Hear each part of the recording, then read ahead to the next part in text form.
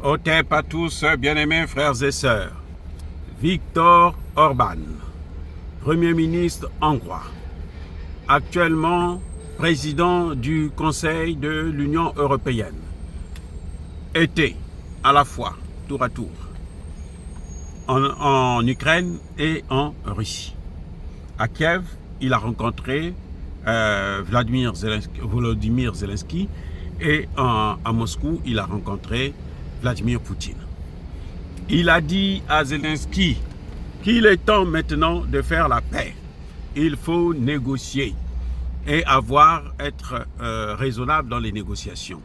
Parce que le territoire que la Russie a occupé là, ils ne vont pas vous les remettre. Ce n'est pas possible. Et ça, c'est perdu d'avance. Et cette guerre, tant que vous allez continuer cette guerre, eh bien, vous allez perdre encore plus de terrain. En tout cas, il y a eu un échange très houleux là-bas. Après, il s'est rendu à Moscou. Et il a été, comment dirais-je, il a été vomi par les membres de l'Union européenne. Parce que, apparemment, les Européens ne veulent pas qu'il y ait négociation, ils veulent aller à la guerre. Ils veulent terminer cette guerre. Ils veulent avancer, ils veulent continuer la guerre. Ils veulent carrément aller vers la Troisième Guerre mondiale.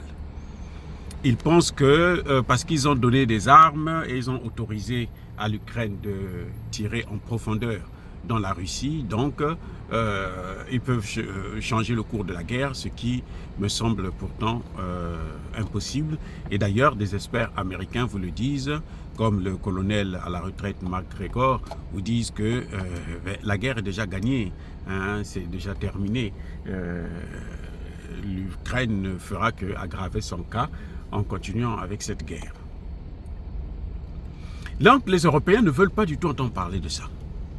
Ils ne veulent pas entendre parler de la paix.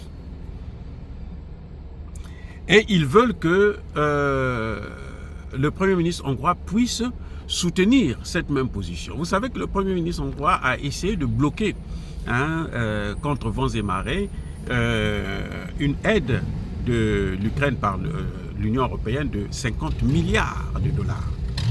Et bon, il a fini par céder par la suite parce qu'il était seul contre tous.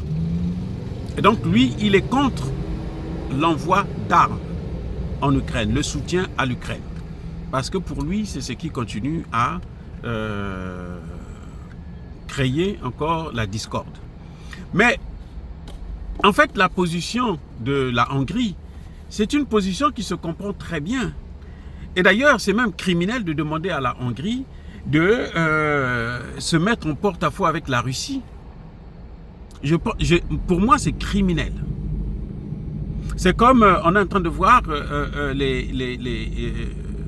le Tshisekedi qui passe son temps à courir après les Américains et les Européens pour qu'ils puissent ne serait-ce que condamner comment dirais-je le Rwanda, alors qu'il sait très bien que c'est le Rwanda qui est en train de faire ça.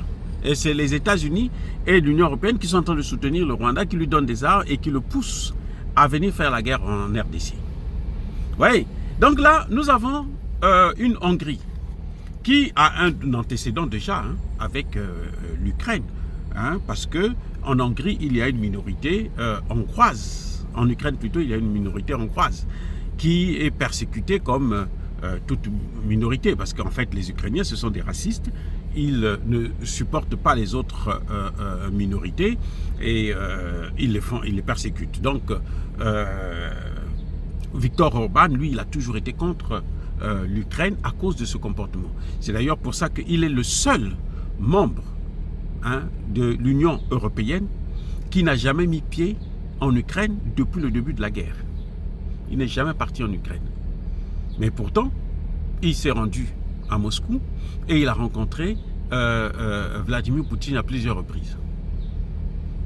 Vous voyez, c'est ça la valeur d'un homme. C'est-à-dire que tu es chef d'un État, tu es responsable d'un État, tu es Premier ministre d'un pays. Ce qui compte pour toi, ce n'est pas les intérêts de l'autre, mais c'est les intérêts de ton pays. C'est ce qui manque. C'est un tel objectif, une telle vision qui manque à Tshisekedi. C'est pour ça qu'il est en train de se faire massacrer par un petit pays comme le Rwanda, par un vaurien comme Kagame. Vous voyez, j'allais dire que les intérêts de la Hongrie sont énormes vis-à-vis de la Russie. La Hongrie est le seul pays européen qui a compris que, pour protéger ses intérêts, elle n'a pas besoin que les États-Unis puissent le mettre en porte-à-faux avec la Russie. Regardez d'abord ces statistiques. La Hongrie dépend, 75% du gaz hongrois vient de la Russie. Et c'est moins cher. 75%. 80% du pétrole hongrois vient de la Russie. 80% du pétrole. Et 100% du combustible nucléaire hongrois vient de la Russie. Et tout ça, c'est à bon prix. Et vous pensez que vous allez demander à un pays comme ça, là, de condamner la Russie, de sanctionner la Russie, de se mettre en porte-à-faux avec la Russie. Mais c'est comme si vous le demandez à ce pays-là de s'étrangler, de couper la branche sur laquelle il est assis. C'est ça exactement ce qu'il y a entre la Hongrie, la Russie et l'Ukraine. Et bien entendu l'OTAN. Les Américains regardent leurs intérêts.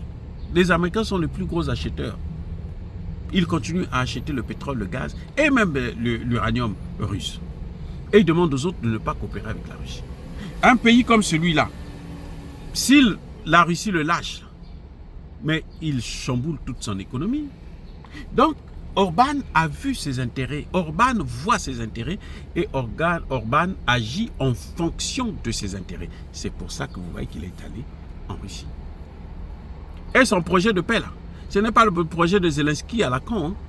C'est le projet de la Russie. Et il sait que la Russie ne cédera pas les terres qu'ils ont occupées.